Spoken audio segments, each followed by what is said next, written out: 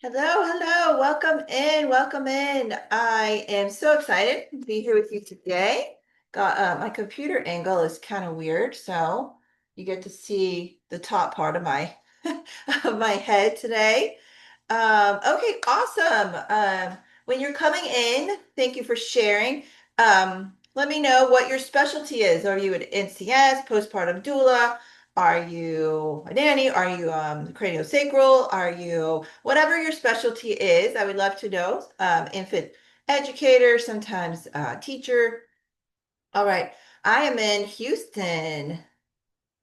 You're in Dallas, not too far away, not too far. All right, thanks for being here. If you're watching the recording, I still want to know what your specialty is. I'd love to know who I'm talking to, which I'm sure you might like to know a little bit about who you're hanging out with, a little bit about me, what I'm teaching. If you're new to me, put a yes or a Y in the chat. Um, I don't think we've met before, and in some of you on the recordings, if you catch us and you're new to me, I would love of nice to meet you. So nice to meet you. All right, let me get jump right in because I want to get going on the topic and then take some questions and not keep you guys super long. Our trainings are they're kind of hard for me too, even if they're interesting. So I'm glad you're here today.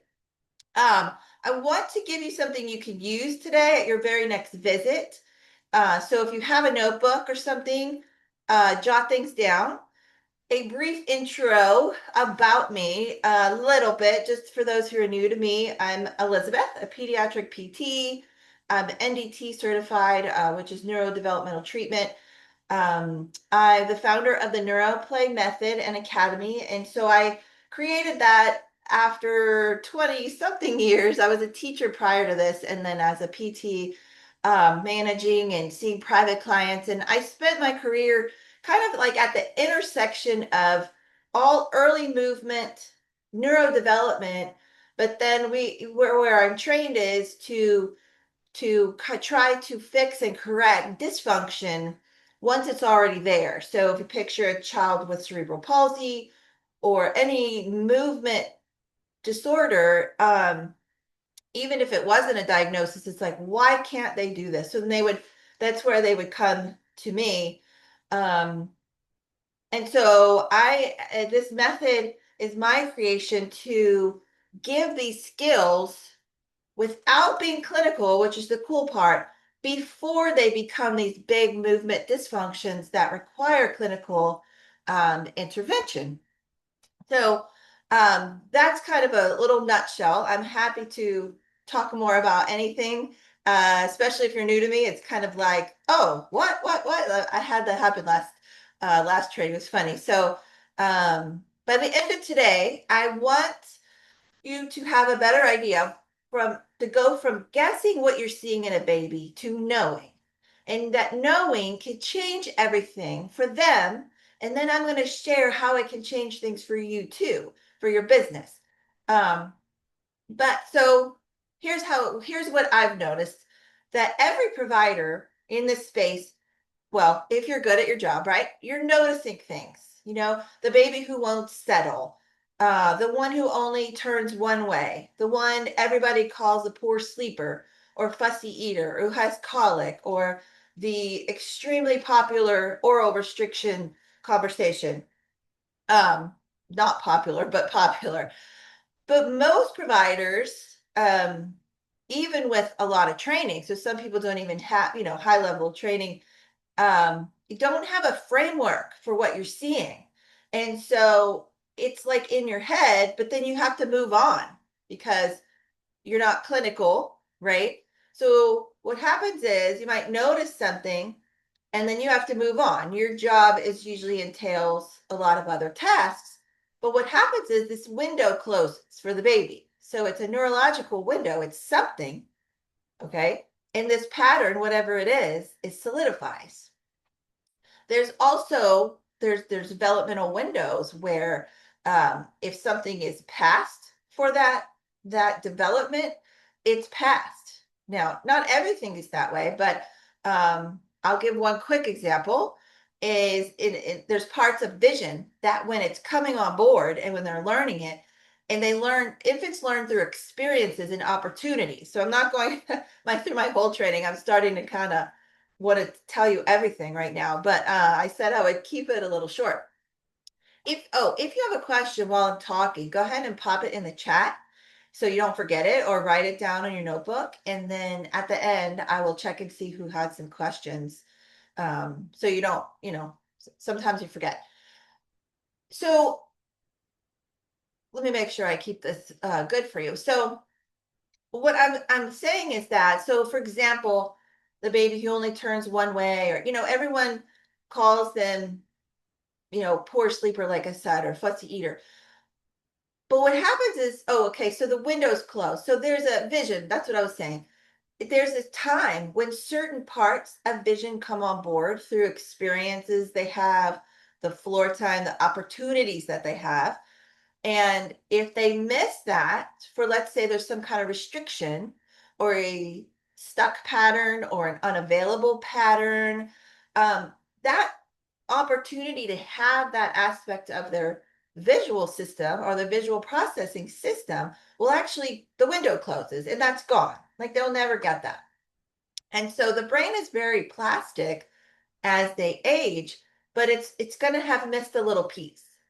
And I give this example because it's the same for other things. So the patterns, the solidify, right? So a baby learns how to do something, for example, they don't know that's the wrong way to do it. They don't know that rolling, maybe they're throwing their head or something, right? They don't know that's wrong. They think they're doing it right. They're like, well, that worked, right? So the pattern solidifies. And the consequences aren't known until later, whether there are consequences or what happens. But that baby can turn into that one that everyone considers colicky, poor sleeper, fussy eater. It could present that way, or the baby who won't settle. You're like, something is wrong with this child. Um, so this is a piece. It's a big piece of this puzzle of caring for a baby that is often missed because of the way our system is set up. It's not missed because of your fault at all. The system is set up this way, right? So it's not a failure of caring, it's a gap in the training, but more so the system, because, excuse me, it's set up where you have a baby, and if you're fortunate enough to be able to get a caregiver like one of you guys, a provider that helps, but then the babies have to go along doing your thing. We're trying to teach bottle, we're trying to teach this, teach that. The mom's mental health is also important, and the baby develops until they don't. And that's when it's like, picture the railroad, a train on, or a subway on the movies where it's going and the track's going to split. And so this baby's developing until, and the track splits. Okay. So if they stop developing in a certain way, they get thrown on this other track, which leads down that clinical path. Or they don't, and it's all delayed, right? Because they just miss things. Okay. And then when they're older, usually 3 or even older, is when some of these problems become way more noticeable and something has to be done about it. So moving on from that, I don't want to get too deep into that, but like I said, jot down any questions you have. So what you're seeing in these types of babies who won't settle, or the things that I mentioned, it's a nervous system communicating through what you see. So their neurological system, it has a language. So today, trying to give you the beginning of that language, right? It's not just a poor sleeper who can't settle, or a baby who won't eat. Babies aren't being difficult on purpose, right? It's a nervous system, a neurological system asking for something specific. And it speaks to us if we can hear it. And that's my favorite part of this work, to be honest. I love, love, love being a PT and working with so many children and helping them. Although I always, always felt this sadness that I didn't meet them when they were a baby, didn't meet them sooner, because I was like, this could have been so different. So that's a little bit into me. Um, so what do we do with this a little bit? Okay, so three things happen when you know what you're seeing. Okay, you can respond.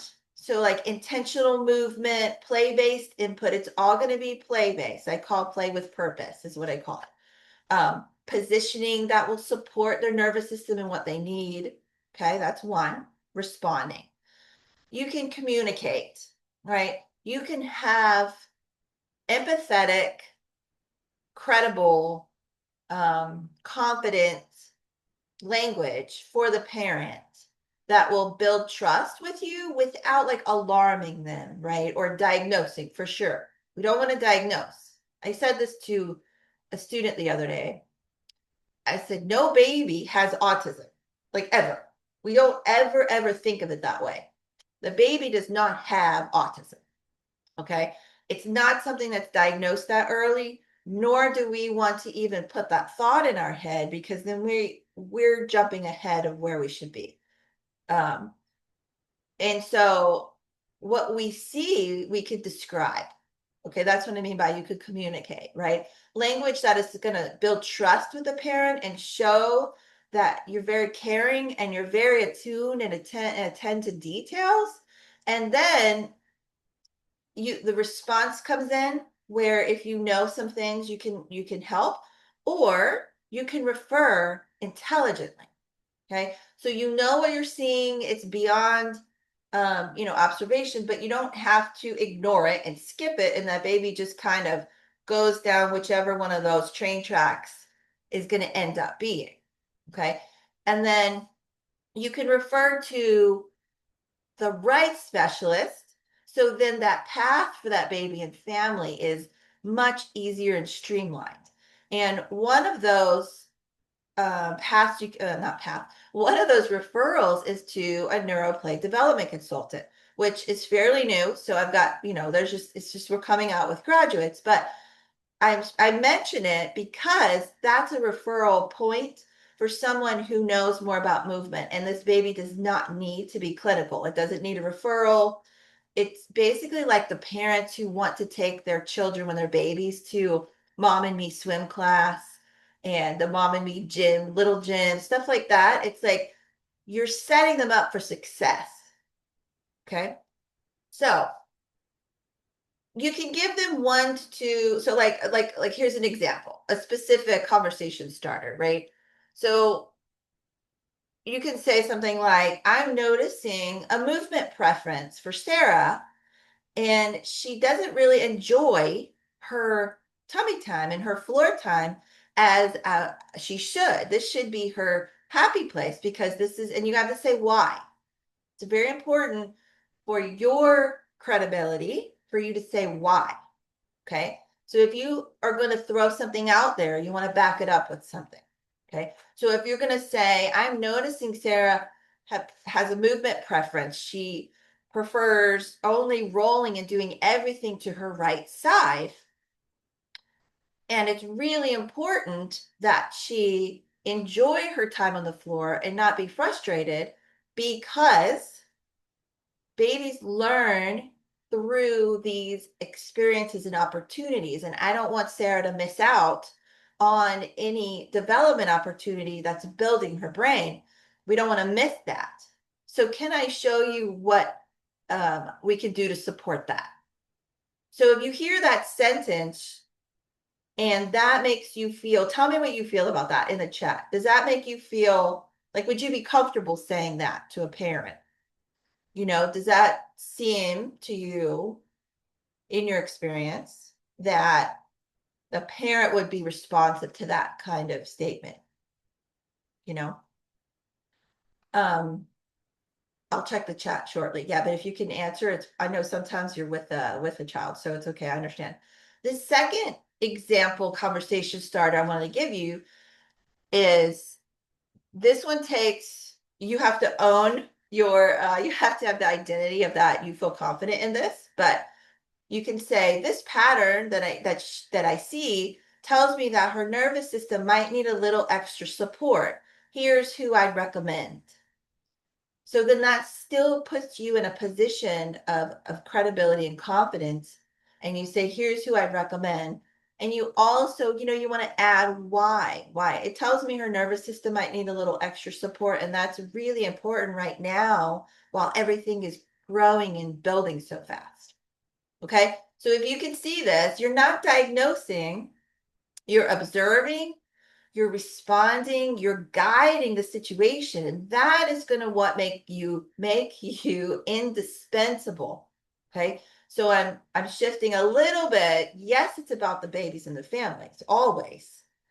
And I'm shifting a little bit how you can see how this can help you grow in your work. Okay.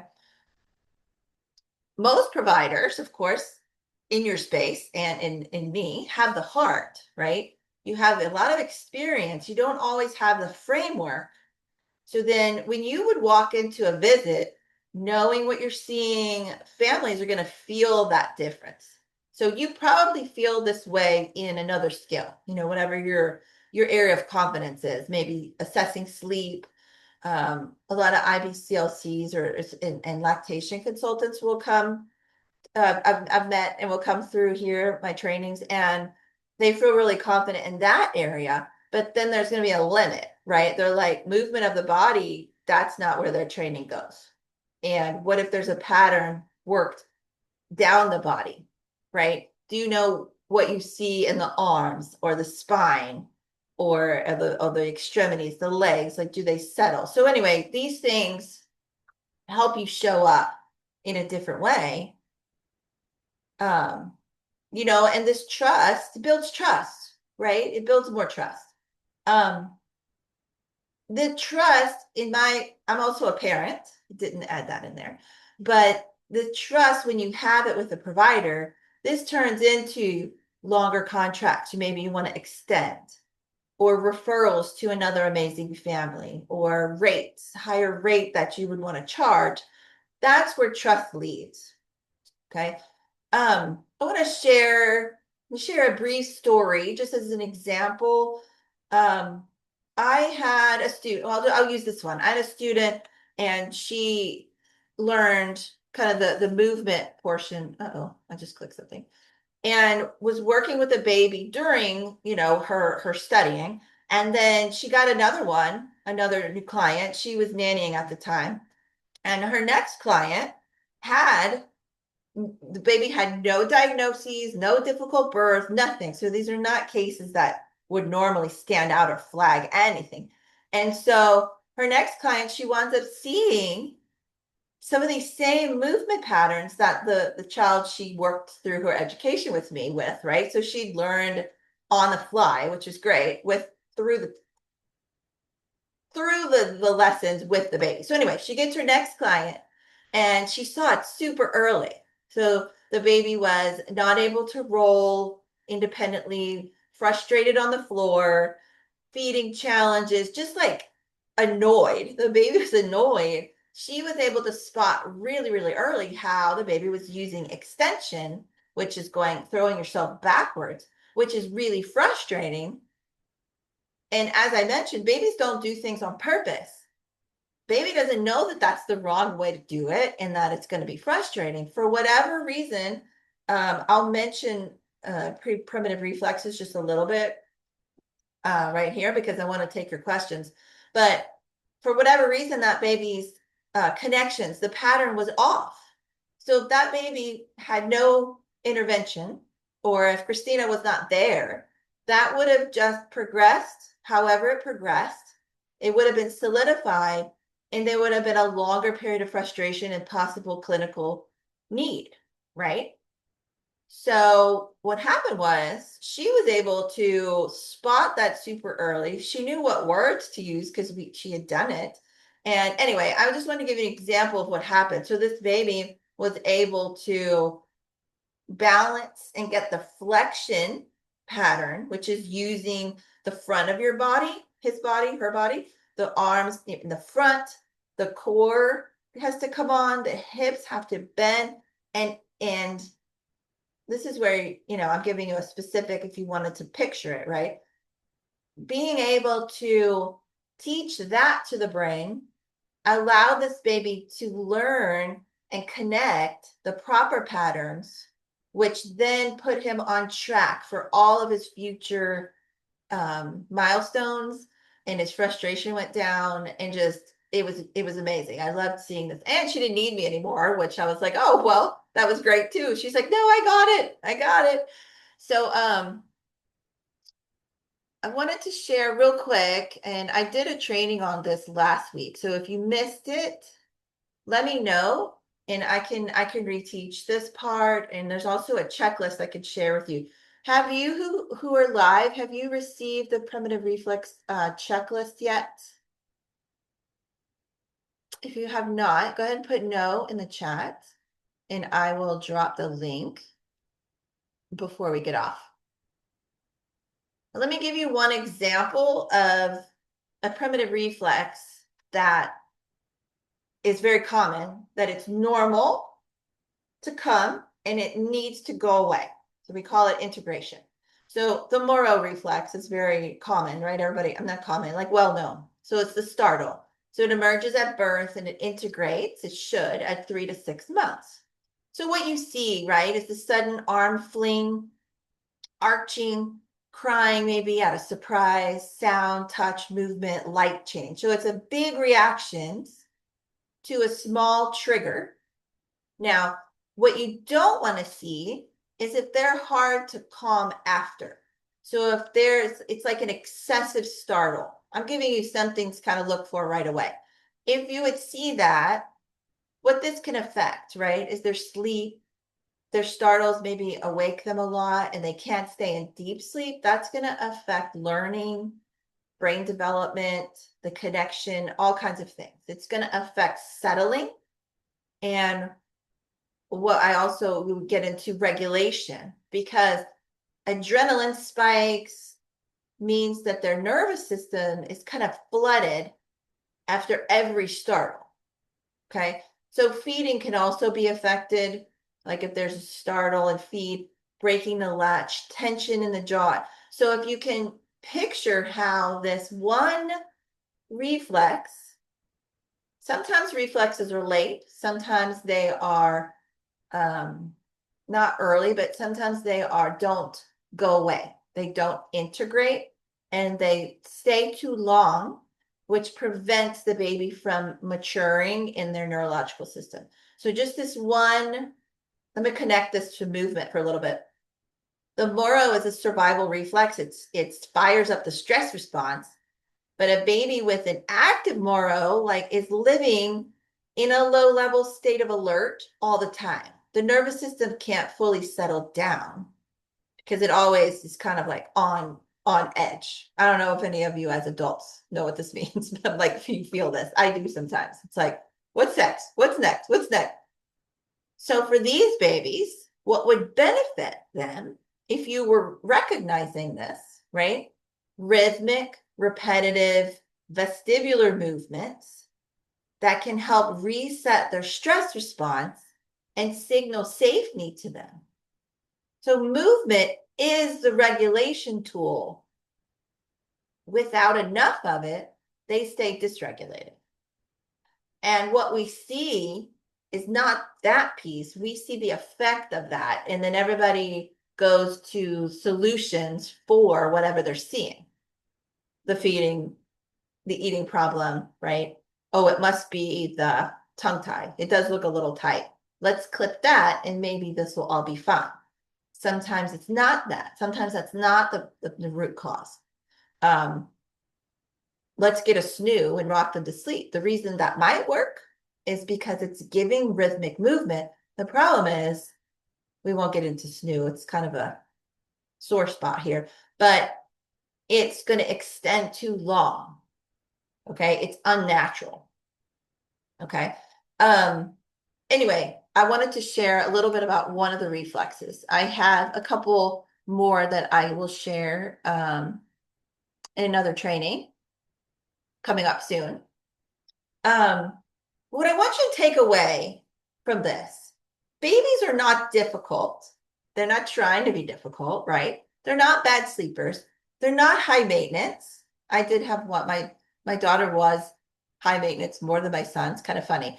But luckily I knew some of this then. I wasn't as experienced in it, but they're not high maintenance. Their nervous system is still organizing. It's literally being created as we watch them, as like every second it's being created. They're only born with about 20%. Okay. They need more movement. They need more rhythm. They need more intentional input to do that organizing. It doesn't just happen by itself. So the providers like you who understand this don't just feel bad for the family, right? Oh, that this is a hard baby, or commiserate in the chat like, oh, this is rough. You have something else to offer. That's a big difference, right? And the difference between someone who a family will call when like nothing's working, right? Like you like the emergency call in versus you're the person that they never want to let go. And I've heard this statement before. It's like, I don't know what you did, but my baby is different. Okay. So that is the coolest part. Before we end, just want to share real quick that if this is like everything we covered today, this is the beginning. I'm excited. I mean, I get excited about this because I kind of nerd out on this. This is my my career. But I gave you some of the language for what you're seeing, and I want to jump in with you real quick and please tell me if this is helpful for you. A little tiny bit about the primitive reflexes and why they matter, and hopefully that'll help you be able to see. Maybe you can have a different view today and what to share with the parent. Okay. If you are feeling like drawn, I have a next step, and it's a very, very new thing because the proprietary neuroplay movement sequences, up until now, I've had them in my big program, the certification. But what I've done right now, these sequences are step-by-step input that supports this reflex integration and the brain body development for babies 0 to 6 months. So all of the stuff that's supposed to be happening, this is what I use, and this is what I teach my providers. And this is what families like, they don't even know what you're doing, but they're like, my baby's different. I don't know what's going on. Keep doing it. So anyway, I'm opening a new cohort of this, like navigating neuroplay. It's like an entry point. It's not a requirement for the bigger program, but it's really exciting because you can start immediately with the movement sequences instead of having to wait and say, I'm doing a big course, right? And so it's coming out starting on April 20th, and there's a pre-registration bonus today. You get the sequences, the framework, the language about these sequences, and confidence to walk in these visits being like, I know more than I did yesterday. Okay. There's a bonus I'm offering that it expires tonight at midnight, where it's normally reserved for my private clients, but I'm offering 2 mentorship calls with me where we're going to go through case studies. You get to actually meet with me. Normally, this would be a standalone on-demand course, which it will be, but I'm adding as a bonus 2 mentorship teaching calls with me. So if you are ready for the full transformation to become a neuroplay consultant with the title, the business, this $350 for this will apply to that course. Okay. So I have the link for you. I'm here for you for questions. And if this cohort starts April 20th, okay, the bonus expires tonight at midnight, but the doors will close on Sunday. So the cost is $350. And like I said, this can apply to the bigger program or as a standalone. And if you love, love, love what you learned today, this is the next step for you. And I am so happy to have met you. I am here for your questions. Let me see. Was this helpful for you? Was this helpful? And if you were able to share what was helpful for you? Like, what can you take away? Trying to fix my computer here. What can you take away for yourself? I would love to know.